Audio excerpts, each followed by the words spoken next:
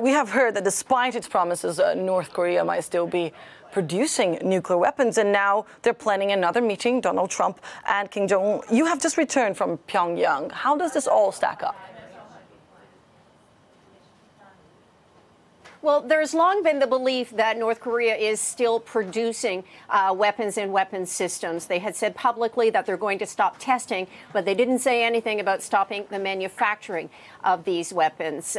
Kim Jong-un said so last year, so there is a lot of suspicion and certainly mounting evidence that this production is still underway. We were in Pyongyang at the parade on Sunday.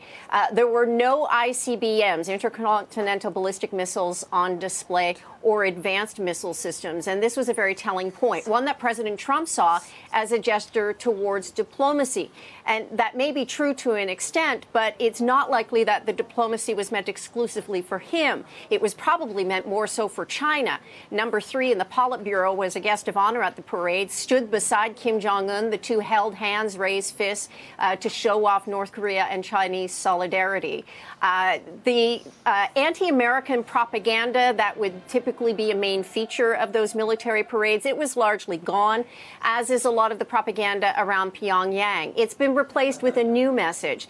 Kim Jong-un is really pushing economic development, telling North Koreans that they should look at innovation, technological development, and competing with the world as the way that the country is truly going to win. And this is where North Korea is really staying on message. There are still the pledges of denuclearization.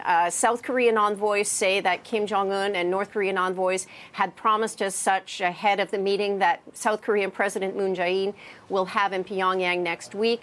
But having been there, from what we saw anyway, it seems that the closest thing, or the only thing that's been close to North Korea giving up its weapons was the exclusion of ICBMs in that parade. Annalise?